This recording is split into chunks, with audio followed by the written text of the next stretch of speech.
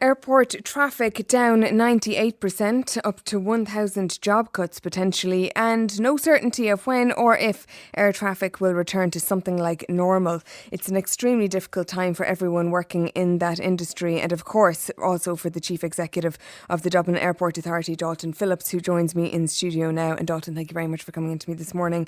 I suppose firstly, have you seen an increase in passenger numbers over the past week or the past 10 days or so as things have reopened around the country? Small increases. So we came into this pandemic with nearly 50 airlines servicing Dublin and Cork.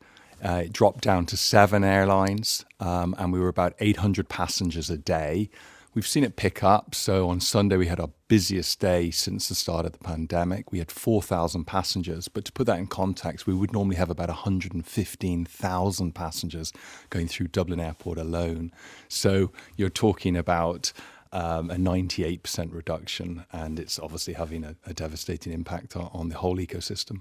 So when we do get back to something more approaching normal, what is the airport experience going to be like for people in the foreseeable future? So it will be a different experience. When you come to the terminal, you'll have to be wearing a face mask. You can't be accompanied into the terminal because of the social distancing requirements. There'll be one-way traffic routes through check-in. When you get to security, it will unfortunately be a slower process because of the social distancing requirements. When you come out the other side, the retail shops will be open, but again, social distancing requirements in place. And down to the gate, we'll obviously be doing extensive cleaning, and you will be able to see that ongoing. And it's almost like something out of Ghostbusters. We've got these electrostatic guns that are now in operation across the terminals that kill the bacteria for up to 28 days. So there'll be a lot of different cleaning regimes, but unfortunately it is going to be a slower process going through. Now at the moment, we haven't changed our advice for when people should arrive at the airport. It's still 90 minutes before a short haul trip. But I imagine that as the traffic builds, we will have to look at that.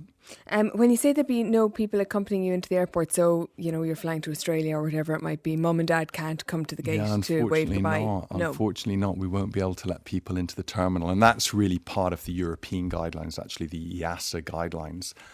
So it is going to be a different experience, and that's hard. And the same for meeting people. So there's about 40% of all the people who come in and out of the country are on holidays.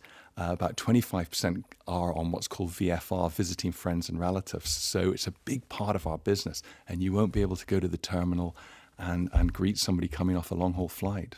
And then when you're talking about delays through security, which I think most people would expect given social distancing, do you have any idea how much longer you can expect to wait? I mean, would it be double the time that you might have? I know wait times obviously differ depending on how busy the airport is, but have you got any projections as to what the increase wait time will be? We've always said that we want to get everybody through under 30 minutes. In fact, it's part of our mandate really that we need to get people through security quickly. At the moment, the security lines are a maximum 30 minutes. I think we'll just have to see how it works out. Essentially, what's happening is your capacity is being reduced by 70%. So today we can process about 6,000 passengers an hour through security. Sorry, pre-COVID, 6,000 passengers. But today we can only process 2,000 passengers. So it's a massive reduction. Now, I think people understand that this is really beyond all of our control, and people have been very good-willed and good-natured about it. You mentioned masks, and people will have to wear masks. Will they be allowed into the terminal without one? No, we're strongly recommending that you wear a mask, because if you're flying, you have to have a mask. And so if you come to the airport without a mask, we will have them available for sale. But really our recommendation is people travel with them on. So if you're coming on Dublin bus, you'll have to wear one anyway. And as you come into the terminal, we'll be strongly But they're not mandatory on buses at the moment or on transport. So if somebody arrives into a crowded airport terminal or however crowded it's going to be allowed, will they have to wear a mask? Will they be asked to leave? So today they won't be asked, and we're really asking for people to bring their own self-responsibility to this, and we're strongly recommending it. Obviously, we'll have to review that. If we see that really there isn't the level of compliance that we would expect, then we may change that. We may have to put somebody on the door. But at the moment, we're saying, look, it's a level of self-responsibility. And as I said, on the aircraft, you have to anyway. Will you be providing masks for people? We will be selling masks. So you can buy a mask for €1 or you can buy a surgical mask for €3. Lots of texts coming in relation to this, Dalton. One person asking about temperature checks. So we are not going to be conducting temperature checks, and this is a complex issue. The European regulator, which is the EASA, European Aviation Safety Association, they are not recommending it. They say it's not effective, and they're putting the responsibility back on the nation state to make that decision. And I think it's hugely complex because I've got a 12-year-old. If I travel with him and he's got a temperature, which is not infrequent for children, can I not travel? Who makes that decision? What happens if we're connecting to a cruise and we have to make that flight? So I think there's a lot of complexity around this. It does give a level of reassurance. We're seeing it in Asia, but the jury's very much out in Europe at the moment. Okay, so no decision on that, but you're not ruling it out at the same time. It's actually a decision for the health authorities to make. It wouldn't be an airport decision. Okay. But what about testing then? Because I know that's being proposed for Heathrow, COVID testing at airports. Is that something you're looking at? Again, that would be a health. I mean, in Ireland, we're very fortunate. We've got a very strong health authority, and it would be a health HSE decision in conjunction with the government. Obviously, we would provide all the infrastructure for it to be undertaken if it was needed. Aidan in Galway is wondering, will passengers be allowed to bring hand sanitizer through the security checks? Yes, they will. And you can do that. And of course, we've got it on sale. We've also got 1,000 units of hand sanitizer dotted around the terminal. So there'll be no shortage of it. Tell me about airport bars, which for a lot of people is the beginning of their holiday when they arrive. Will they be open? You'll be able to get a pint, similar to what's happening in the rest of the country. Obviously, all our bars serve a meal, so it'll be the same requirements as €9 meal. €9 meal. We won't open our bars landside, so only airside, because we don't want people lingering in the terminal for obvious reasons. But you will be able to get a pint before you go. But you'll be buying a meal as well. What about all the other facilities, both airside and landside, as you say, you know, the shops, the cafes, the restaurants, all of that? All starting to open from the 29th onwards. We're ready. As I said, it's very small numbers now, but I would expect the passenger numbers to pick up. And we really see from the sort of the first week of July, those numbers moving from sort of 4,000 per day where we are now to 6,000, 7,000, 8,000 per day. But as I said, we would normally be doing 100,000 passengers per day. Another person has texted saying, hearing what you're saying about the new look airports, saying, God, Sarah, is any holiday worth that, what you're describing? Well, there's huge demand. So if you think about our passengers, a third of them are under the age of 35, and there is massive pent-up demand to travel. A third of the passengers that go through Dublin Airport are somewhere between 35 and 50 years of age. And I think they will be questioning because, one, economically, two, is it safe where they're going, three, will there be the amenities when they do get there? And then a third of passengers are over 50 years of age. And I think that's a group that will be saying, at the moment, I'm not sure. All the research, though, is showing that people who are looking at travelling in the next 3 months, it's increasing week on week in terms of the desire to get back travelling. But I would say a third of our passengers over the age of 50, I don't see them coming back so Will easily. it be a pleasant experience, Dalton? It'll be a very safe experience, and we'll do the best we can. And I think in general, our airports, be it in Dublin or Cork, have always been very welcoming to people. But I think it will be a stressful experience.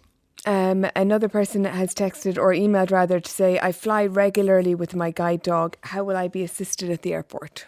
So all the normal assistance for those that need medical assistance or any other type of assistance will still be in place. In fact, the airport never closed throughout all of this, and we've been doing repatriation and very large quantities of cargo in and out of the airport, over 300 flights from Beijing alone with PPE. So anybody who's wanting to travel will still be able to travel, and all the medical assistance will be provided. What's the current situation then for DAA employees, given vastly reduced capacity as you've outlined?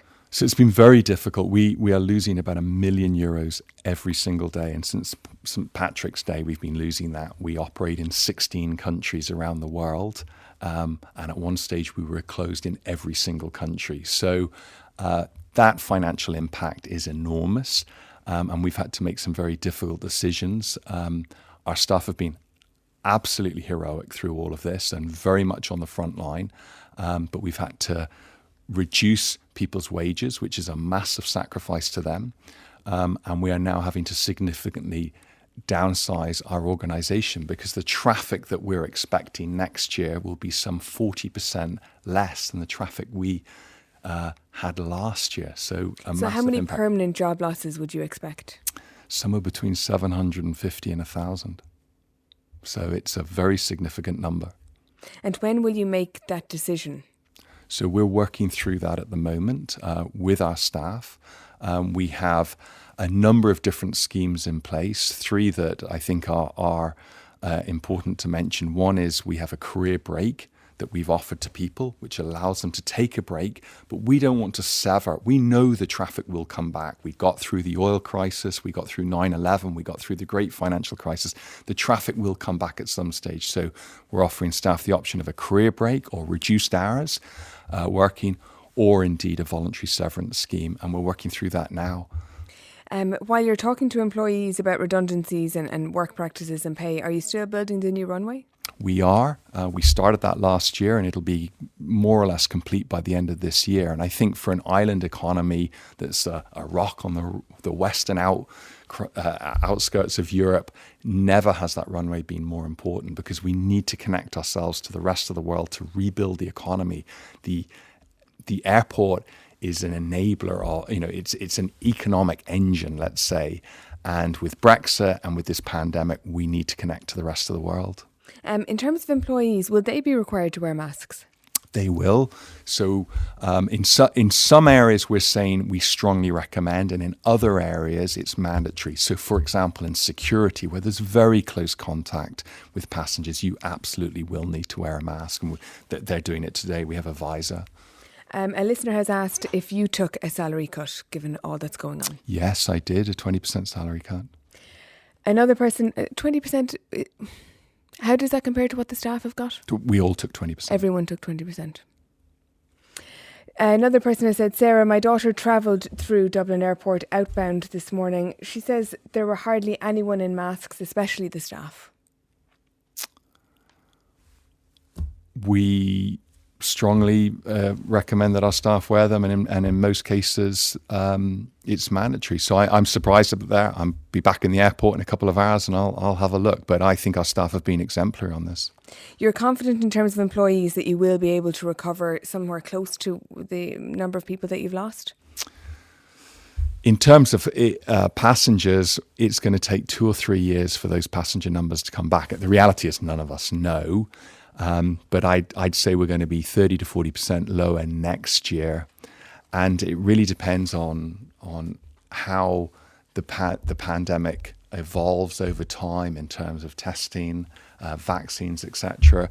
There's a very significant financial hit to our economy at the moment, and that's going to restrict the amount of people who can travel abroad.